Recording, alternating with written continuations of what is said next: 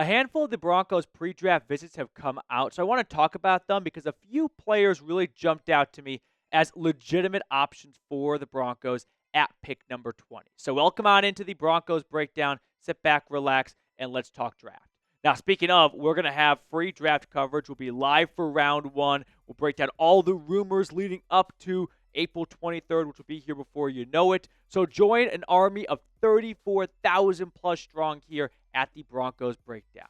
So the top 30 pre-draft visits, they're kind of like a recruiting trip. The only difference between this and like a college recruiting trip is these ones can sometimes have a bigger focus on medicals.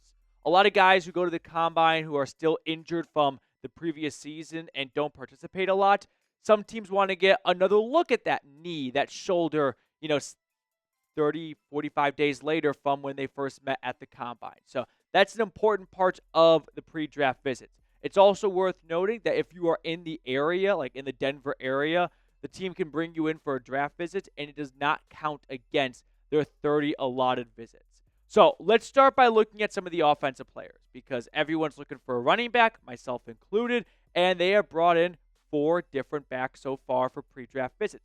I'll also note this is not like a finalized list. These lists are fluid.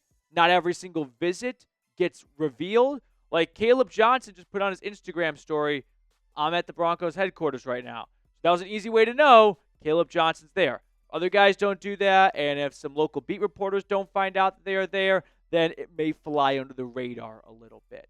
But let's talk about some of these offensive players. We got some running backs here, some wide receivers as well. Most recently, Texas wide receiver Matthew Golden. You can see these players, they kind of range in names you've heard of in round one and guys that you've never heard of. And that's not uncommon. Teams want to get a look at players who they could have interested in day 3. Also, believe it or not, who should they be bringing in after the draft as a UDFA? So you're going to get guys who brought in for round 1 looks and guys who are brought in for the non-existent round 8 look. But let's take a closer look at Matthew Golden because Mike Kliss points out that he was brought in for a visit, and there definitely appears to be some smoke around Denver going receiver at pick number 20, which for anyone just kind of tuning in for the first time this offseason, I'm not the conductor of the take a receiver at number 20 train. I don't think it's a very good receiver class, and I feel that the receiving core is better than what people want to give it credit for. It just doesn't have names that go in early fantasy football drafts. I don't give a shit. I'm not building a fantasy football team. I'm building a real football team. And I think this receiver room doesn't need a major splash addition with a premium asset like pick number 20, whereas the running back room definitely does. But let's kick the tires on Golden because at pick 20, you have no idea who's going to be available. So I might want Omarion Hampton and Kaleb Johnson, and they may go to the Raiders, the Bears, and the Cowboys, and now you got to pivot a little bit, Ross Geller style. So what about Golden? 5'11", 191 pounds. He's a little bit on, I wouldn't say the small side, but he is not going to be like a Cortland Sutton X receiver that wins 50-50 jump balls. No, you can put him in the slot. You can put him outside too. I think he offers a lot of versatility for an offense in terms of where he can line up. He played only 1 season for the Longhorns. He really broke out at Houston and then made his way over to Austin. But his speed is what people gravitate towards the most. If you are looking for a player that with the ball in his hands can make guys miss, I've got 2 names for you. Matthew Golden and Luther Burden. And my preference is Golden. So here's what one of NFL draft gurus, Dane Brugler, who just dropped his Beast, which is the most thorough and detailed breakdown of every single prospect in this class. Here's what Brugler had to say about Golden. Fluid in and out of his breaks, Golden shows a plan as a route runner. I love his ability to break down corners by keeping his eyes, hips, and feet in sync. That coordination also translates to the catch point with his very natural ball skills to track, frame, and finish. Overall, it might bother some teams that he doesn't have better size, but Golden also doesn't have any glaring flaws to his game that would keep him from becoming a productive pro. I mean, just rewind like a month and a half with me, and I think it was right on this channel here I was talking about Golden is my wide receiver 1. That was the takeaway I had leaving Indianapolis in the NFL Combine. Fast forward to early April, and a lot of people have Golden as the first receiver off their board in mock drafts. And you can see why. Like 987 yards last year and 9 touchdowns for a Texas offense that you probably would just surface level feel like, well, that's not a whole lot. They were really good. Yeah, but Quinn Ewers was injured, and he also had some really bad games when he was healthy. So Golden was the go-to target for Ewers when he really wasn't all that good himself. Ewers, that is. And I feel that the production should not be held against Golden because of the rocky quarterback play. If there's a wide receiver to take in this draft, I think it would be Golden, but I still want to believe that the Broncos are going to go running back at pick number 20.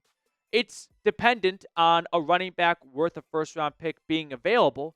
Like if Hampton, Johnson, and Genty are all gone, then no, I don't think you have to reach on a running back at 20. You can probably circle back to it in round 2, but that would be my number one preference, is address the lack of a run game.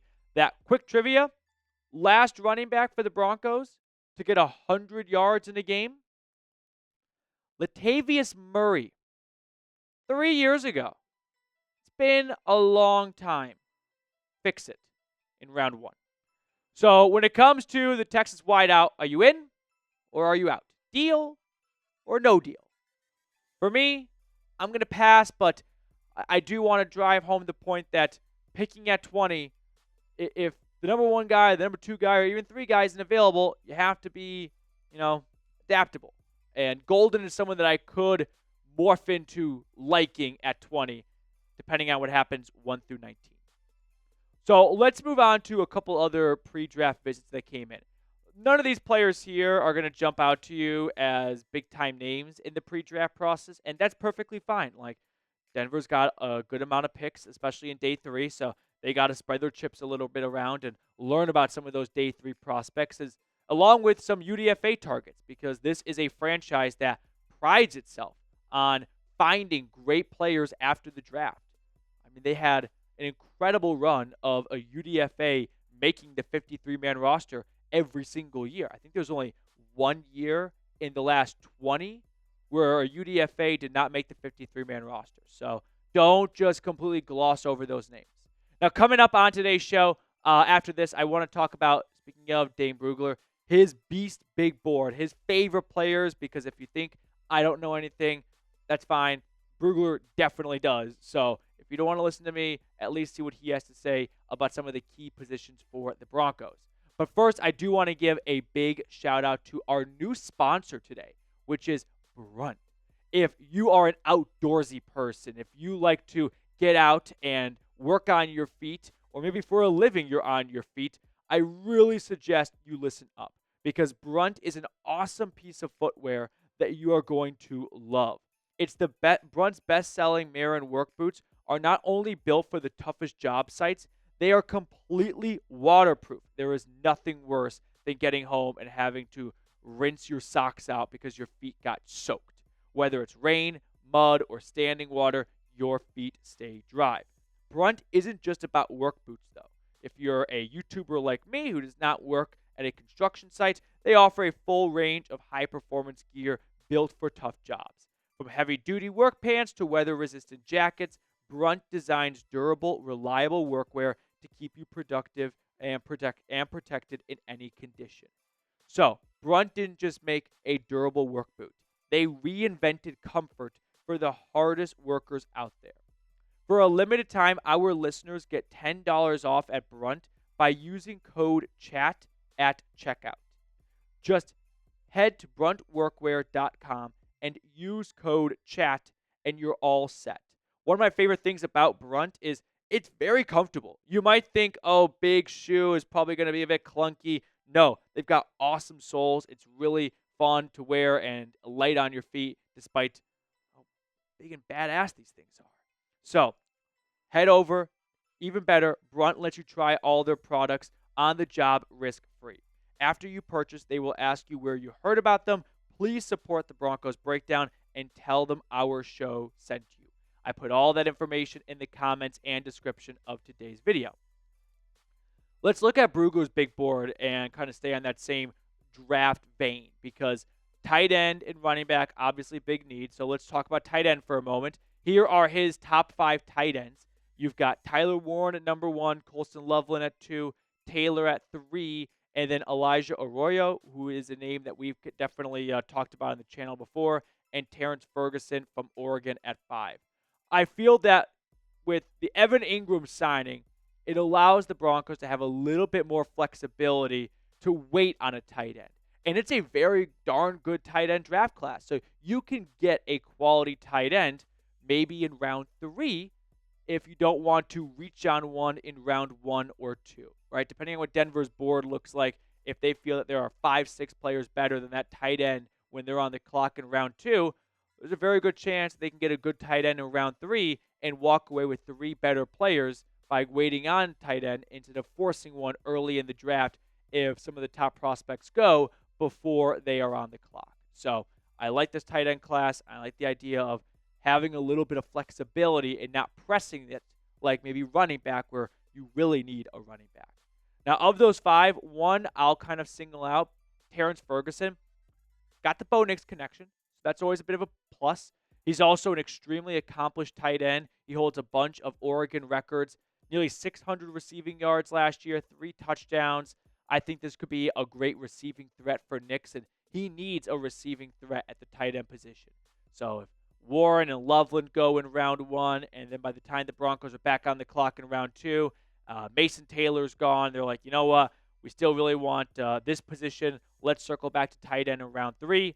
He could be your man. So keep an eye on the Oregon tight end, Terrence Ferguson. So moving on here, let's look at his running back big board now. You've got Genty at number 1, which, speaking of Dane Brugler, he was like first to the Ashton Genty train, so give him credit for that. Hampton at 2, Johnson at 3, Travion Henderson and Quinshawn Judkins from Columbus follow suit. Then Dylan Sampson, Jordan James out of Oregon, and R.J. Harvey from UCF. I'm still in on Omarion Hampton when I come and look at this from 2 lenses of what do I think the team is going to do and what do I want them to do. I think they're going to go Hampton at pick 20 if he's available. Do I want them to do that? Yeah, I would like that. I like Kaleb Johnson a lot, but the margin between those 2 players is not one for me to get up in arms over. Hampton was one of the best running backs in college football last year, 1,600 yards, averaging nearly 6 yards a carry back-to-back seasons. People thought he might regress a little since Drake May wasn't there and opposing defenses knew, hey, you're going to have to run the ball now. We're going to stack the box. Was not an issue for Hampton. So he's not a perfect prospect, whereas I think Genty can really just step in day 1 and be a top 5 running back in the league. Hampton, I think, might take a year to get up to that level, but I think it's worth the investment. This Broncos rushing attack sucks, and they need a real running back. So give me Hampton in round number 1. Now, between Hampton, Kaleb Johnson, and Matthew Golden, who would you pick? I'd rank them 1, 2, 3. But I really want to go 1, 1A, 3. So that's my preference, but I do want to hear from you down in the comment section below. So with that being said, I think we can sign off on today's episode, but not before we name a random ACC school. I like it. Producer Moose on the 1s and 2s today cooking up this question. Let me think. I got mine. Here we go. Let's see if you and I say the same school. 3, 2, 1. Syracuse. What were you thinking? Maryland. Good one. Crab 5. Rest in peace. All right. I'll see you guys later.